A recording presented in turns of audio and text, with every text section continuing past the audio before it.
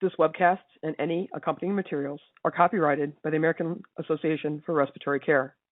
Any public display, sale, copy, or distribution of the video or materials may only be undertaken with the prior written consent of the AARC. Copyright 2022, all rights reserved. Good afternoon. My name is Jenn Watts. I am the Respiratory Clinical Education Specialist for the Advocate Children's Transport Program based out of Chicago and suburbs. I'd like to welcome you to today's program, Transport of the ECMO Patient. For today's program, the objectives are to briefly discuss the difference between VV and VA ECMO.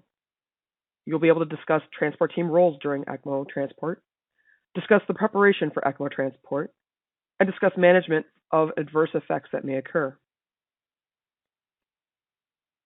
I'm very pleased to introduce you to Mr. Joe Hylton. Joe is a transport respiratory therapist and paramedic at Atrium Health Medical Center, AIR, in Charlotte, North Carolina. He is a clinical application specialist for Hamilton Medical in Reno. Joe is also a past recipient of the AARC Adult Acute Care Section and Transport Section Specialty Practitioner of the Year.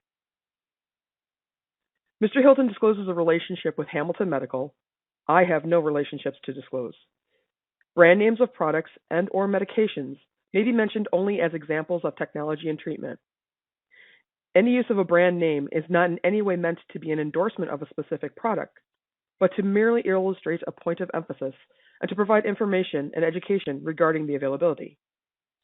Joe, welcome to the program. Thank you, Jen. Good day to everyone attending. I'm glad everyone turned out for this. Without any further ado, let's get started and be considerate of everyone's time. Our title today, again, is going to be Transport of the ECMO Patient. This is going to be a talk on planning and things that we do to move these patients. This is not going to be an ECMO talk. So if anybody logged in expecting to get a big lecture on how ECMO works, I apologize. This is not what this one's going to be for. It's going to be all about what we do to move these patients from one hospital to another and the things we have to consider and deal with. And it is a lot when you get down to it. I'm sure Jen can echo that. Quickly, just delineating where we're talking about ECMO, veno-arterial versus VV. Your graphic on the left of the slide is going to be a very crude depiction of VA ECMO. And you'll see that again, you have your control panel that's going to control your pump head, whichever kind you use. Most everyone's using centrifugal now. You'll have whatever oxygenator that you use, your gas blender.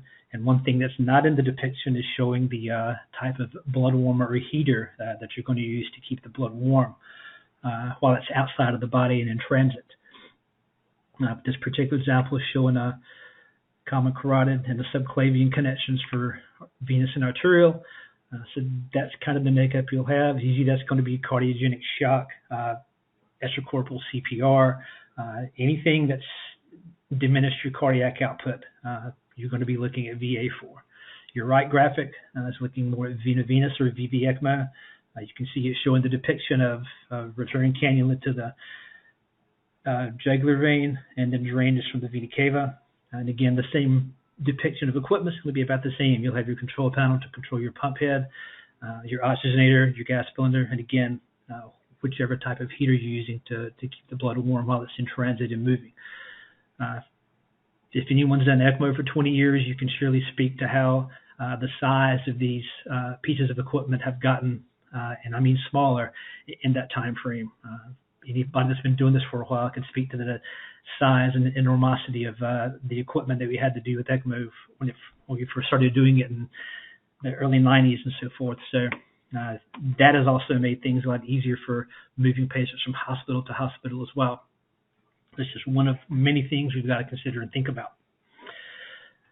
We talk about moving these patients, and really you can apply this inside the hospital as well too, because if you're a busy ECMO center, you're taking patients to cath lab into the OR, and some of the same things you consider there is going to be what you consider when you're moving from hospital to hospital as well. Why in God's name are we doing it? Who do I ask to do this? And how do we do it?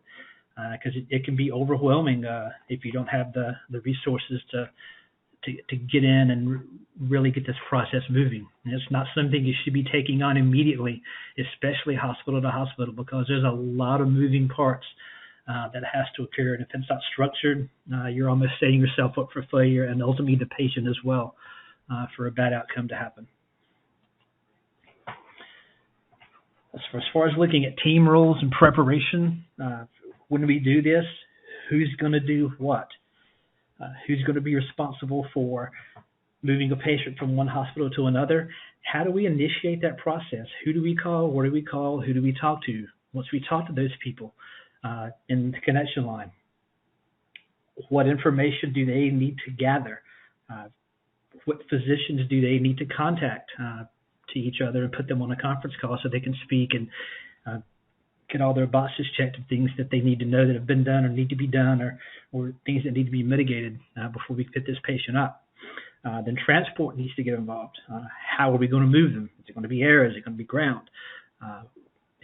What's the size of the patient? What kind of equipment are we talking about? Are there impellers involved? Things of that such.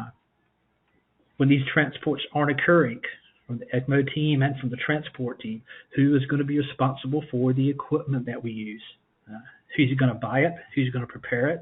Who's going to make sure it's available? Who's going to keep it ready? And then point 3 kind of ties into point 1 as well. How do we coordinate all these moving parts to work in synchrony? Because it really has to. As haphazard as it seems, there is a process to it, and it needs to work well for the patient's sake. So again, obviously, when you're thinking about doing this, a collaborative work group, guidelines, protocols, documents are going to go a long, long way into making this work the way you want it. You need to have a really well-stated purpose, what we're going to be doing, how we're going to do it, what's going to be happening during the time that we're doing it, how do things get initiated. Who are the transport personnel going to be, both on the ECMO team and for the transport team? How are communications going to occur between the hospital and the receiving facility, the physicians, the ECMO team, the transport team? Once the patient's picked up, they're calling the referring facility to give report. How does all that happen? And then, of course, you need your guidelines in place. And these guidelines aren't just for the patient care piece. They're for the physician connection line. How do they do their jobs? The transport comm center, their guidelines for how they hit their marks and hit their checkboxes to make sure these things work. Of course, the clinical piece itself from the ECMO team, the transport team, how they operate. And then all those who are working together are going to be what makes this process work the way it should be. There is a very good overview. It just got published this year from the ASAIO journal, looking over ELSO guidelines for transport retrieval of adult and pediatric patients. You can see the link there. You can go to Google and search that, and you'll be able to pull that document up in a PDF form. It is also available on the ELSO website under the Guidelines tab.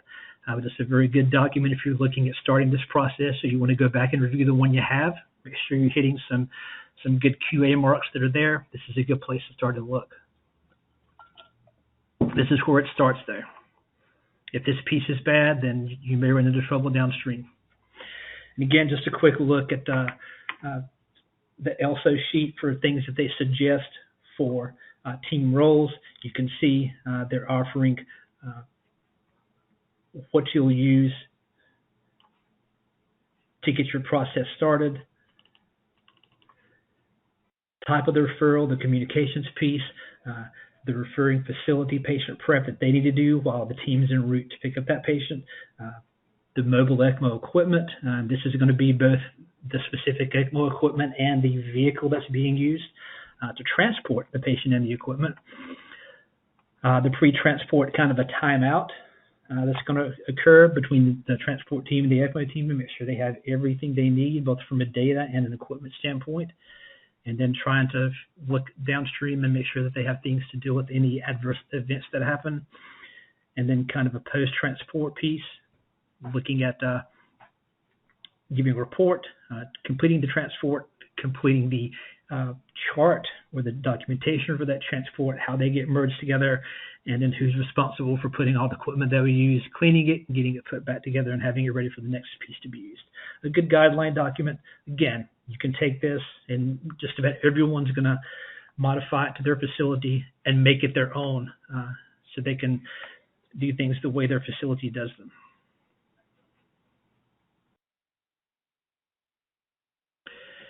All right, and again, looking at team roles in preparation, you can see on the slide just to the right, this is kind of a documentation piece for the program that I work for and assist. Transport team is going to be responsible for the vehicle, whether it's fixed wing, rotor wing, or ground, all CAMES or state OMS or facility mandated equipment. Your teams are going to be checking those off at the beginning of the shift, making sure that everything's there, that it's in date, that it's ready to go. The ECMO team is going to be responsible for everything ECMO. And again, this is just the example for the team that I work for. There's going to be different parts and pieces. We're using the cardio help and the emergency drive system, the circuit set, blender, heater. They're going to take the iStat and cartridges, any transport paperwork, cannulas and guide wires, and all that's going to be in their transport bag. And you can see on the right kind of the ECMO team's transport bag checklist that they run through every shift. The charge person verifies that this bag is ready along with all the equipment, and it's checked off every 12 hours to make sure everything's there, it's in date, and it's ready to go. And again, your transport team is going to have their documentation that they do, whether it's electronic paperwork or some type of computer-based piece where they'll validate all of their necessary equipment to make sure that things move. They're ready to go. Just a quick picture. This is from a fixed wing trip, stuff that came off the ambulance. They put it on the dolly to take it to the jet. Some things you have to remember when you're doing air transports, air or rotor wing. All these pieces you see on this cart has to be weighed. And especially on the helicopter, you're going to have positions where those things have to be placed for weight and balance. You will on fixed wing too, but it's going to be a lot more important on the helicopter since it's moving slower and your CG is going to be different. So just some quick examples here. Your cardio help with the hand crank, it's going to be 30.5 pounds. The ECMO bag with all the supplies you saw on the previous slide, 27.5 pounds. The heater that we use, 8 pounds. The impeller controller is 26 pounds as well. The ventilator is 15.5 pounds. So all those pieces, again, in addition to knowing what they weigh, there may be a specific position that they go in to affect air travel. So something to keep in mind. A consideration to look at. And your pilot or mechanic on the aircraft side, they will be heavily involved in that piece of getting stuff weighed, finding out where things go. And you can just see on this slide some kind of different photos of where things go. The photo on the left is a fixed wing trip. So you can see that anyone that's familiar with transport, you can see the Stryker shelf that they've placed at the patient's feet. That's holding your IV pumps and your cardio help pump head, and all the tubing is routed from the feet up to the patient and kept centrally so they don't catch on anything. The middle and right photos are both ground trips, again using the same Stryker pedestal to secure the pump head and any monitors and other things that need to be there. You can see you now have the addition of the IV pole to measure your IV pumps on and make that piece a little bit better. As far as really defining roles, if you look at this slide, this came from the ASIO journal paperwork. The paper that we mentioned earlier is kind of showing you the layout of one team's ambulance that they have that they kind of built for ECMO. So you can see in this case, the stretcher is centrally mounted in the back. There's seating for everyone. You can see a lift system that they have. I can't imagine anyone doing EMS anymore, especially on the specialty transport piece that's doing manual stretchers. We have power lifts for everything, thank goodness, because manual stretcher loading and unloading is back failure waiting to happen for a team member, but especially when you start adding all this equipment. Your NICU sleds alone are going to weigh 300 pounds when you look at everything that's added to those. ECMO stretchers with patients can be that much or more, depending on the size of your patient. And you can see in this example, they've actually designated seating assignments in the back of the truck. I don't think we've gotten that drilled down as to where everybody's going to sit, but for a lease guideline, may not be a bad thing. If you're using the same vehicle every time that's dedicated, it's one piece that may make things go easier. Then everyone's got an assigned role and an assigned place, and you can vary from it if you have to. And on the ground transport side, we rarely ever run lights and sirens for anything.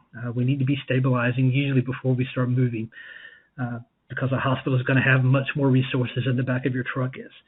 Or when you're 1,500 feet or 20 or 30 or 40,000 feet in the air, you've got things, but your resources are very limited compared to the hospital. So we try to do as much as we can while we're in the hospital, get everything stable, and then we can move and not be at such an urgent pace where mistakes can happen, both from a care point and from a driving standpoint. Another photo looking at the rotor wing environment, and again, this is from the 2022 paper that mentioned earlier. And it's funny looking at this photo, the subtitle behind it, it mentioned to notice the difference in space and how much smaller it was compared to the ground ambulance. Anyone that's doing rotor wing transport that's been doing it for a while can look at this photo and immediately tell you this is a giant aircraft, because you're seeing everything, two monitors, pumps galore, all these things. So this is probably a Augusto 139, 169, EC-155, Sikorsky, very big aircraft, not what most of us are flying in. Most of us are in aircraft that usually have one of everything, one stretcher, one monitor, one ventilator, and then your pump head. You may have more than one, obviously, but this is a bigger aircraft. But in general, rotor wing, you're going to be much more space confined, and even so in the fixed wing as well. You just don't have as much space to work in. Which is something you must consider, both from an equipment standpoint and from a staffing standpoint. Smaller helicopters, not as many people can go. You may even be faced, if you're wanting to rotor a patient, with flying a cannulation crew out. If you're going to cannulate, and the patient may come back by ground, and the other crew that can't go by ground maybe go by air back. It's one of those transport team specific things that you'll have to address when you cross that bridge. Looking at the fixed wing environment, you can kind of look at these pictures from left and right, and if you're doing transport, you're probably automatically picking out all the hazards and perils that you have here. This looks like a Gulfstream aircraft, just from a quick glance, but you'll notice it's front loading. The door width isn't very wide. They do have a automated stretcher loading system, which is nice. Not every aircraft has that on the fixed wing side. So when you're looking at moving patients, you need to be looking at your door width. Does your patient and all your equipment fit through that door? Because if you look at the photo on the right, that's a whole lot of stuff that patient has connected to them. When you look at monitor, ventilator, IV pumps, your pump head, that's a lot of stuff. So it's all got to fit, just not even through the door, but being inside the aircraft as well, being able to mount it on the bulkhead, so your crew members have an ability to move about and egress if they need to emergently. That's something to think about if you're doing air transport. You need to be able to get out if it's an emergency. If you're lucky, you may have a larger aircraft. This is showing a Pilatus PC-24. It has two doors. The front door is going to be primarily for personnel in and out, but this thing has a giant, humongous rear door. And for the ECMO team, this has been huge. It just makes loading so much easier for moving these patients in and out. You can see just from that photo the difference in the width of that door. So larger patients or patients with a lot of stuff attached to them, this makes things much better when we're talking about moving.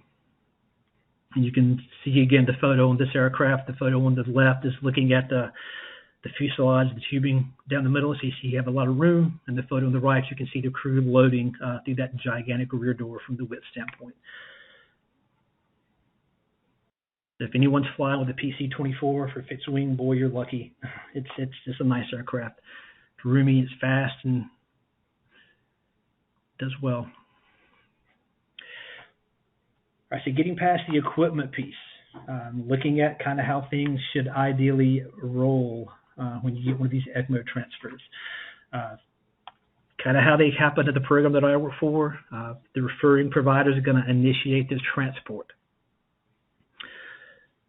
So they're going to call in to the hospital, some other transport provider, facility. In our case, it's going to go through the hospital physician connection line. And then as soon as the PC or the hospital transport team may get the call, either way, at the facility that I work for, if that ECMO transport comes in, transport or PCL are immediately going to be queued into that call, so they're talking together. Once that occurs and that logistics piece happens, the referring physician is going to be contacted with the receiving ECMO physician, and then that report's going to happen. So that's usually the first part of getting an ECMO referral happening at the program that I work with. From a personnel standpoint, as soon as that call is received, the ECMO team and the transport team is going to be notified that this is kind of hanging out there. As soon as a report is received, then all those details will be sent out to both the ECMO team and the transport team. And depending on the severity of it, whether we're cannulating or simply picking up, then that's going to help kind of guide which staffing is going to be going on that trip as well when we do that. And something that may happen as well, the program, the hospital that I work with, we already have some agreements in place with some referring hospitals. The physicians there are able to cannulate patients at the referring hospital. They have the same equipment that the trauma center, the ECMO center is using. So if they've already cannulated, that's going to make that ECMO transfer a lot easier. They'll have the cardio help. The ECMO team is going to take a cardio help pump head. If everything's kosher from a cannulation circuit standpoint, they'll just swap the pump head to the oxygenator head to the new pump and make sure everything's good, and they're able to roll. So it greatly speeds things up, and it helps facilitate, makes a more smooth transfer when you're swapping. You're not having to, with the patient that's already initiated on ECMO, change equipment or change a circuit where bad things can happen. So again, that's some of the things on the front side when this is all being planned out that you can put into place that makes everything better downstream when you're doing this. Communications, again, requests are going to come through PCL or the transport side. They're going to be linked together. The ECMO coordinator, ECMO charge, the ECMO physician is going to be notified for that process. And you can see on the right kind of the flow chart that our team uses to put that process together. We'll define it. All ECMO is going to be emergent. They'll immediately ask, are you consulting or are you transferring? And then we're going to get into down and dirty of the patient details and what's going on, who needs to go, what equipment needs to go, where they're going.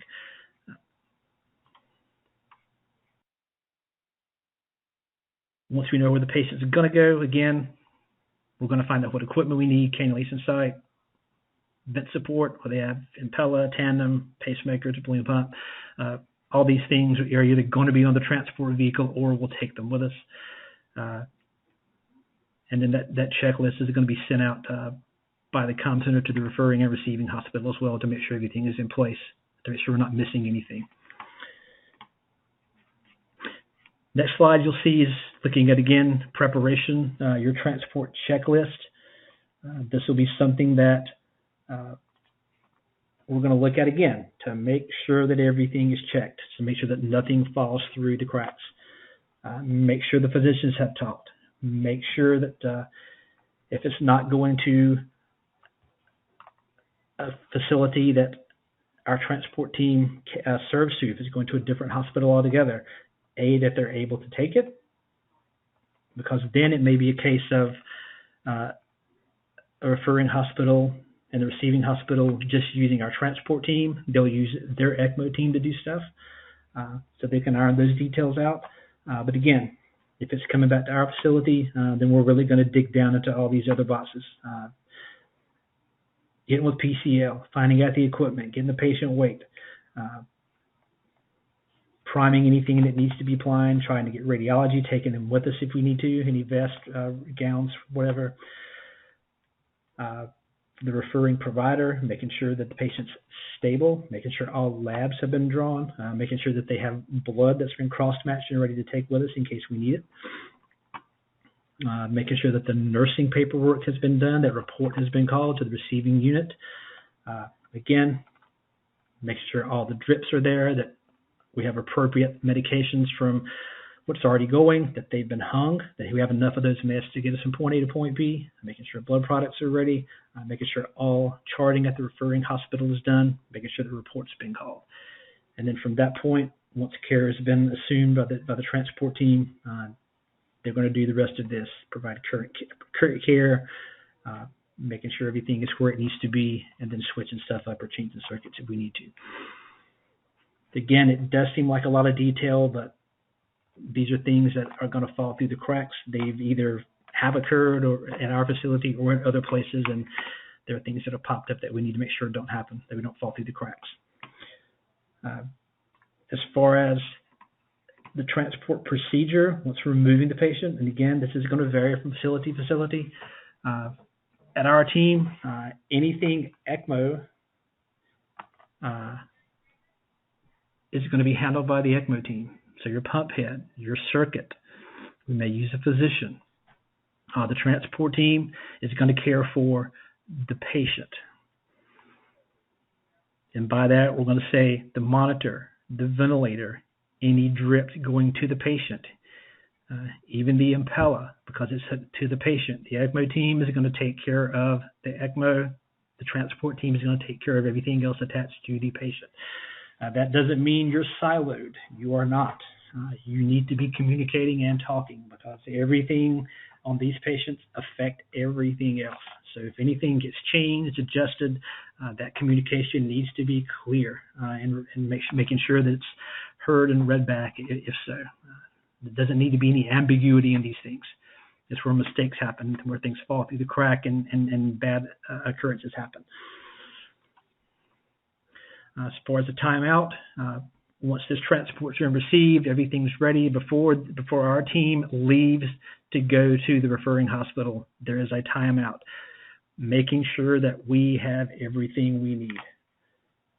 We'll read through the patient name, make sure all the equipment is there, making sure the team members know their roles, making sure we have labs, making sure that we're either taking blood or the referring facility has the blood, all the ECMO equipment's there, everything that's on the ambulance should be there before we start out the door, because you don't want to get halfway there and figure out you need something that you didn't have or you forgot to bring with you.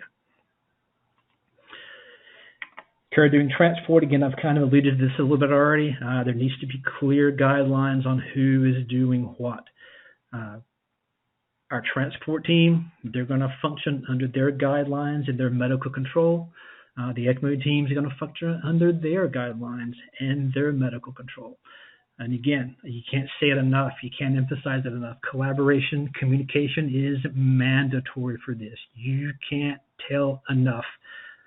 You can't communicate enough on these things. It's better to over-communicate than under-communicate or assume. If you think it needs to be said, say it. Say it 2 or 3 times if you feel like you need to, just make sure it gets heard so nothing falls through the cracks. And this is all going to fall under the guise of safety for the patient, for you and your teammates, and for you as well. We're moving around. Adverse event management. How are things going to be handled if things go wrong? The ECMO team, they're going to be concerned about equipment failure. Your cardio help loses power. You've got your manual pump head that you can use, your emergency pump head that you can use to ensure RPMs and flow is met. If we need to give blood, is the blood cross-matched? Do we have universal O-neck? Making sure labs, we're able to draw labs. Making sure anticoagulation's been done. They're going to handle that. Cardiac arrest.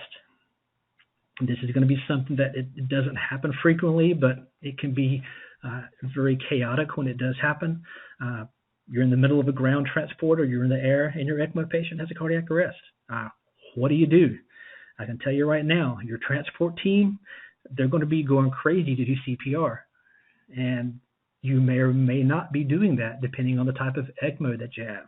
If it's VA ECMO, we're probably not going to be pushing on the chest because we're providing cardiac output. No CPR, we're not going to give epi. As long as we've got established flow, not going to be any CPR going on then. If it's VV ECMO, then sure, we'll follow your ACLS, your PALS, your, in our case, in North Carolina, emergency position guidelines for those things, but those things you're going to handle. And I kind of put on the right side what they're going to be doing with coags from the ECMO team standpoint, how they're going to manage stuff. Just as an example, you may do things differently. This is how we kind of do things at our program. Then when the trip is over, who documents what? ECMO team is going to have their own flow sheet that they're going to document everything on, initiation, everything that they've maintained during the trip, transition. Transport team is going to document just like they do on every other trip. And then hopefully your facility has an ability to merge that ECMO documentation and your transport team chart together so they're in the same place. Because downstream for LSO gathering or for risk management, QA, whatever process that may be occurring, having to go look in 3 and 4 and 5 different places to find info really stinks. If you've ever done that, you know exactly what I'm talking about.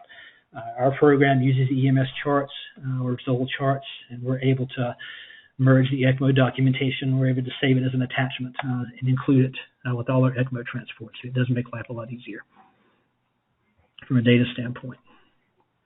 And again, just a quick example of our ECMO charting form that we use during transport. It's down and dirty, but again, everything pertinent that you need is there, both from your patient name, weight, body surface area, date, time, anything ECMO-wise, the mode you're on, your blended percentage, flow rates, both for pump and that, your heater, all your pressures, cardiac monitoring, hemodynamics are going to be there. Any labs you gather, you've got a narrative section to document changes. And then on page 2, you've got your everything from a safety standpoint for your circuit, any blood volume you give or fluid or crystalloid, and then all your access points are on the bottom right as well. And then these 2 pieces will get merged into the transport charts. Everything's in one place. If you're putting one of these programs together, training is a big piece, depending on how busy your program is. This may be something that happens frequently, and it's a well-oiled machine. Everyone's done it. Everyone's familiar with the process, and it's second nature. If it's not something that happens frequently, then you may enter that low-volume, high-risk area to where this might become part of your skills that happens, and that frequency can be guided by your facility. It may be something that you do yearly, which our program does because we do a bunch of ECMO. If you're only doing 4, 5, 6 ECMO trips a year, you might be doing ECMO skills with your team. It might be quarterly that everyone has to run through just to make sure it's familiar so things don't fall through the cracks. Low volume, high risk is again, one of those things where things can fall through the cracks and bad events happen. If you're doing this for the first time, you might do a few dry runs. Have someone through just a practice call the comm center, run everything through, initiate the process, have 2 physicians and make sure they call and talk to each other, have the ECMO team get their stuff together, have a transport team bring an ambulance by, they do their timeout, make sure everything is there, and simulate a real quick run. You may find holes in your guidelines if you do that, because there's always going to be things that you think you planned for that fall through the tracks. It happens. We're human. We can't think of everything. But again, how you put those into place is going to vary by how your team operates and your volume. Again, if you're a busy place, you may not need to do this that frequently from a training or a skill standpoint. If you're not very busy with it, then you may need to bump that frequency up more to make sure everyone has a good baseline knowledge of it to minimize any errors. Resources, again, I can't emphasize the LSO guidelines enough as far as what's out there. They have some wonderful documentation, the LSO guidelines for transport. Again, if you go to the LSO the extracorporeal life support organizations. If you go to their website and click under guidelines, you'll find all of these. They have the wonderful guideline paper for doing transport. They have a really nice base checklist for doing mobile ECMO. They have a really nice intake and referral form that's out there. And that referral form is, again, going to get all the information from the referring hospital, date and time, date of birth, weight, BSA, viral panel, flu, COVID, the provider, families involved. Have they got consent? It's really, really drilled down as to what it asks for. Labs, radiology, any echo that's been done, vital signs, vent settings, volume input. So it's a really good form from the physician standpoint for questions they need to ask to get you started. And again, you may modify it. You likely will to make it fit your hospital, your mission that you're doing.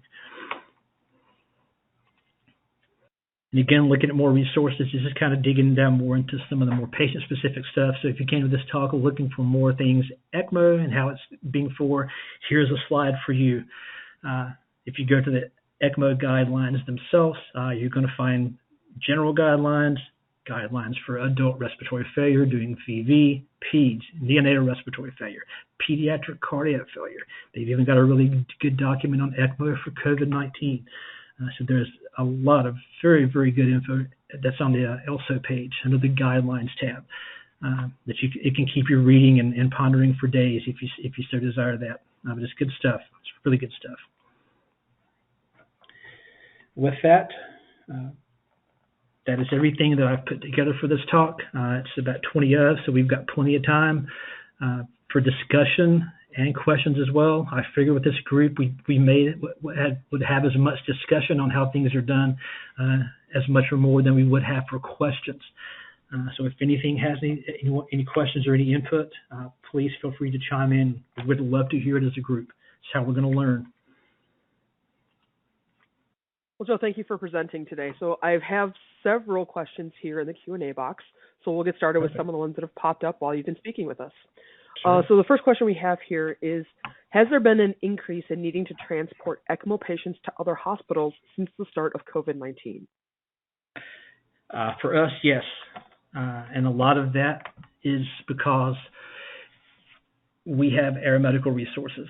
Our healthcare system runs 4 helicopters and 3 jets. So during the height of COVID, those requests did come in. The thing that we ran into, and it may have been the same for other teams as well, we really didn't do that many COVID transports. There were lots of requests, but in almost every case, there were no beds because they were all full. So no one had staff or pump heads to be able to receive those patients. So the request did happen. And if you look at our ECMO transport mix now globally, all takers, it's a very low number that we do for other teams or other hospitals. It's probably around 7 to 8% of all our ECMO transports, but it does happen. Pre-COVID, post-COVID, they do occur. They're almost all fixed wing. A handful of them are ground, but a lot of fixed wing transports are when you're doing from referring to another hospital that's not ours. They do happen. Good question. Okay. Well, another question then, Joe, on that theme as far as increase in transports. Do you know some more transports for the pediatric population or more transports for the adult population in this area that you service? A lot of our transports to hospitals, not ours, they're usually neo-peds. Our cardiology group in Charlotte has started a very aggressive cardiogenic shock program in the Charlotte area. So there's outlying hospitals that are able to cannulate. So if someone comes in with an MI and they're not responding to the cath lab, these outside hospitals have the ability to cannulate and initiate ECMO. So that's really ramped up the adult piece as well. It's tapered off some for probably, I want to say 8 to 10 months. We've seen a lot of bridge to transport for ECMO, cardiogenic shock bridge to transport. Hard to say if it's all COVID related, because I don't think that data has been mined into and they've been able to dig down into just what that's coming from. But if I had to bet, there has been a lot of bridge to transport here, both during the last probably quarter of COVID and then now in this lull that we've had since things have died down. A lot of heart transplants occurring, luckily for the patients, but good question. Well, so another question here. Of course, we have a couple more here. So anybody else has any more questions, toss them out into the Q&A section here so I can pose them to Joe, please. So the next question we have, is there a trend of one type of ECMO, either VA or VV, that needs to be transported more frequently than another? What's more common for that trend of VA or VV? We're seeing more VA. Or is it dependent upon the region? VA or VV? Which is more prominent, do you think, for transports? We're seeing more VA in our area, and a lot of it, again, is contributed to that cardiogenic shock piece. With cardiogenic shock, you've got decreased cardiac output, and we're trying to restore that. Now, these are peripheral VAs. These are not central cannulations. But nonetheless, they're still VA. And a lot of these are having impellers placed as well to help vent or decompress a ventricle to let the heart rest and get pump function restored before they decide what avenue to go down. Some of that's going to depend, again, on what your region sees. Prior to cardiogenic shock being so high and prior to COVID, we were doing a lot of VV. But obviously COVID changed that. And then our very aggressive cardiogenic shock program has really brought VA back into the mix as far as our predominant transport. Interesting. But it may vary. Next question we have here. Sure, go ahead. Sorry, Joe. But it may vary on the region that you live in. Okay. Of all the equipment that's used during transport, what items use backup battery, and what is usually the length of that battery life? Gotcha. So the cardio help, you're 4 to 6 hours on battery there. Your ventilator, our team uses Hamilton's, so you're 6 to 8 hours on battery there. The Zoll, you've got a good 2 to 3 hours of battery, the Zoll X. The heater, that piece doesn't have a battery backup, but you're only going to be off power for very limited amounts of time. You're going to be on power at the bedside to warm the blood. You'll be on power in your vehicle, and then you'll be off power when you move from the vehicle to your receiving facility. So the warming piece, while it's important, we're okay to be off for a few minutes. The patient's not going to become hyperthermic immediately from the heater being turned off. The water's still going to stay warm, and it's going to retain it for a good bit. IV pumps, your battery life is going to be good. If you're OCD, like most transport folks, anytime you're around a power outlet that's working, you're going to plug your stuff up because we're all OCD about having battery power to get from point A to point B. We're in the process of changing IV pumps. We're using the B-Bronze right now. We're going to go to a different pump system here soon, so that's going to be interesting to see how that plays out. But battery life is something to consider. It's your lifeline, and you also sure. gas supply as well for your vehicle and for the ECMO pump. Usually, your ECMO is not going to be using very high sweep flows, so you've got a lot of time to transit from point A to point B. But it's not going to be like trying to move somebody on high flow, where you may have just a small handful of minutes to go from point A to point B. But you'll need to look at your gas source. Make sure you have adequate liter flow in your cylinder to maintain your sweep flow as well. Absolutely. So we have another question here. Actually, two questions that kind of are on the same wavelength here. The main gist of the question is, what kind of considerations or complications need to be taken when we're transporting ECMO patients in air for changes in air pressures of altitude and such? Gotcha. So obviously Boyle's law is going to be your biggest one. Volume and pressure changes. So things you consider, when you get to altitude, you might want to re-zero Your ECMO pump head, if you're doing any arterial lines, any monitoring, you may want to re-zero once you get to pressure. Checking your cuff pressure as well. You have to remember, anything in the air on your patient that's filled with air, that air is going to expand. Your oxygen requirements may go up as you go higher in altitude. Depending on where you live, we worry about this mostly in fixed wing. We don't worry about Boyle's Law that much in the Charlotte area. We go to the mountains where we may discuss it, but it's going to be rare that we're flying more than 3,000 or 4,000 feet above sea level. This doesn't happen that frequently. Now, if you're out in Arizona, in Utah, then yeah, a lot of your trips you're going to be frantic and discussing universal gas law, specifically Boyle's Law, every time you move, because you may experience significant altitude changes even on ground when you're moving someone. If you live in Salt Lake, you may start out at a very low altitude above sea level, but you go up into the canyons and pick a patient up, and now you're at 8, 9, 10,000 feet.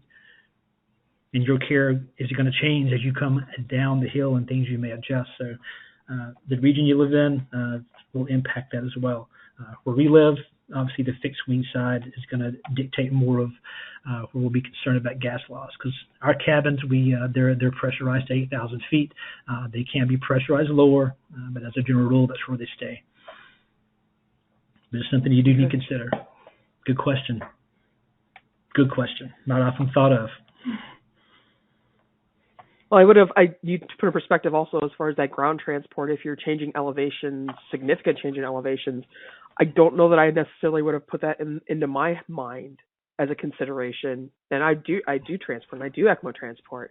Obviously, we don't do that in the Chicagoland area, but it's a great point to take in consideration for those of us that service areas that have those altitude changes, just even by ground, let alone by fixed wing or by rotor wing.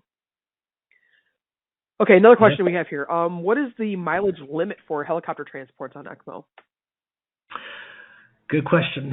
So, a lot of things are going to contribute to that. Right now, we are not doing any ECMO transports by air, and it is because of space. We are using EC-135s. If anyone's flying in the back of one or half flown in the back of one, you know. Sure. It is a squeeze box, and it is tight.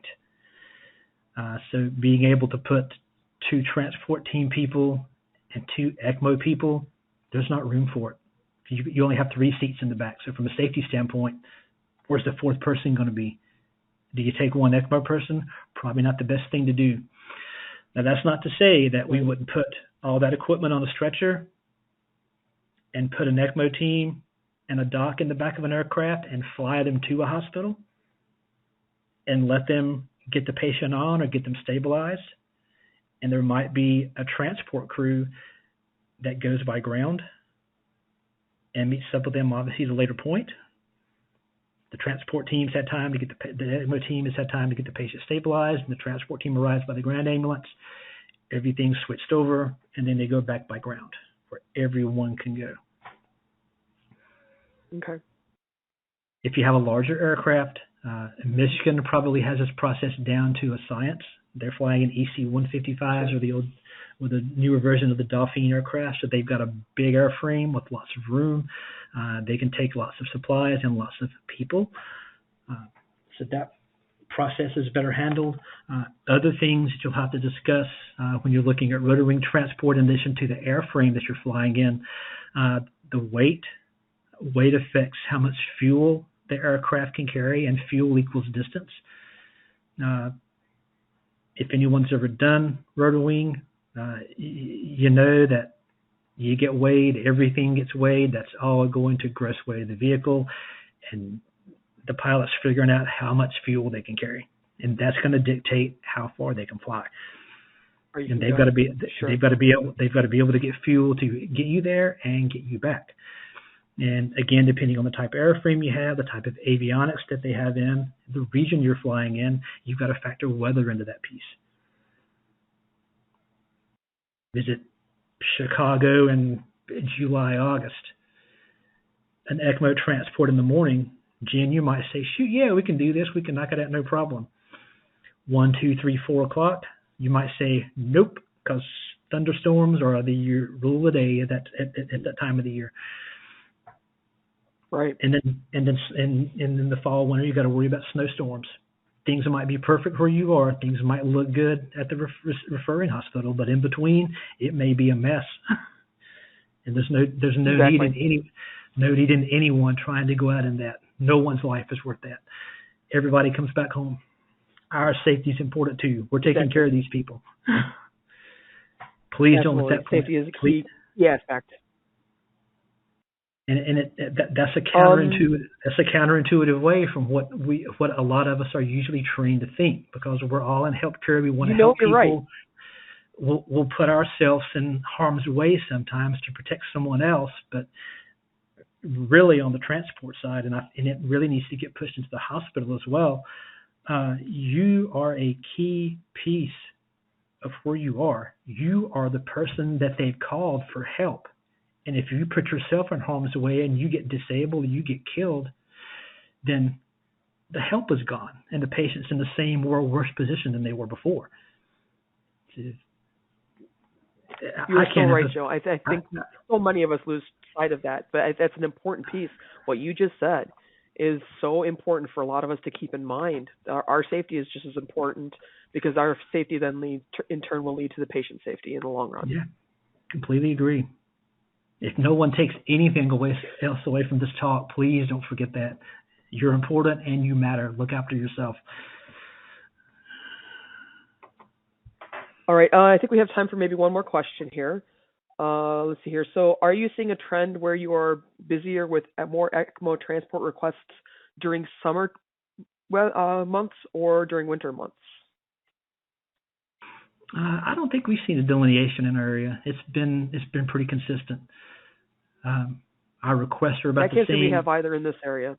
Yeah, it's been about the same, and our volume is enough to where, just going back to a few slides back when we were talking about doing dry runs and doing Con Ed with the ECMO team, the transport team, that's an annual skills competency for us. To whatever quarter, first, second, third, fourth quarter that ECMO falls in, that'll be where it falls into, and we have enough volume and do enough of these that things are consistent enough that it works pretty well usually. But obviously COVID spiked everything up, but that was an abnormal occurrence at a point in time, and sure. It's leveled back off to about where it was before. The only thing different for us again is the cardiogenic shock thing in the region that's popped up, and we're seeing more VA from a transport standpoint for that. Mm-hmm. But otherwise, I can't say it's any different from any time in the year. One versus the other. Yeah. Okay, I saved one more question, because I think this is a question that might be in the minds of many people that have listened to this one. What is the main reason for transporting patients if they're already receiving ECMO care at another facility? Why are they being relocated? Awesome question. I'm going to give you kind of a loose scenario here. There is one of our referring facilities that our trauma center saw that was referring a lot of cardiogenic shock to us. And the patients were having to have VADs, having to have ECMO placed when they arrived because they're in such horrible shape. Having the foresight, having the resources, having the financial resources to be able to put a program like this out. We'll go to these programs, talk to the physicians. Hey, we're seeing this happening. Doc A, Doc B, are you interested in being able to cannulate these patients at your facility and put them on ECMO? And again, that's going to be making sure that A, they have physicians to do the cannulation, B, that their cath lab staff, that they are familiar with what's going on, C, they have a perfusionist on site or on call that can come in and run the ECMO side of things until the transport team gets there. The facility may have the ability to do all of that, to get the patient, get them at the cath lab, recognize a need, percutaneously cannulate them, get them on ECMO. At that point, that hospital has met, or in some cases, they may have in some ways exceeded their capability. Because you need to have a lot of things in place for multiple patients if you're going to be doing ECMO. Blood bank, lab, radiology, perfusion. If your perfusionist is Sure. down here with an ECMO patient and they get someone in that needs to go to the OR for an emergent cabbage, guess what? Who gets the attention? So getting that patient stabilized, but second point, being able to get that patient moved to a higher level of care, a more capable level of care, a place that can handle multiples of these kind of patients and not stress the system. That's usually why these patients are getting moved. It's wonderful that they're able to get them cannulated and get them moving, but at that point, they need to go to a higher level of care, a more capable level of care, because they've done their job. The resources to meet. Yes. Okay. They've done their job. They've done it well. I've done all I can do. Good luck. That is Great. by far and large why most of our transport take place. Now on the fixed wing side, yeah, you may have some cases where like a lot of other fixed wing transports, someone's vacationing, college, whatever, school, they're not at home, something bad happens, they're getting moved to closer to home for family support. Those periodically happen, but by and large, most of ours is for a level of care and capability of care. Now, good question. In this area for us, as far as I'll tag on to that, in this area for us, for our neo-peds transports that we do for ECMOs, a lot of times it's because the child's been a difficult wean off and they can't be weaned off ECMO, and we'll need to go to, while it might be an ECMO center, they may not offer the ability for heart transplant if the child were to move to that direction. Yeah. So that's a lot of times we see that we end up doing the ECMO transports here because of that difficult to wean ECMO patient. It's just not working, and we need to look at something else. So that's definitely another reason for transports in that. Yeah, and there's something I failed to mention. Well, I think that's it for our questions. Oh yeah, please.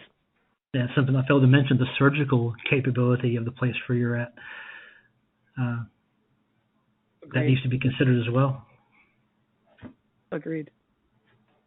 Well, I'm sorry, that's all we have time for questions for today. Joe, thank you again for joining us and presenting your expertise on this topic. Thank you for all who have attended this webinar today.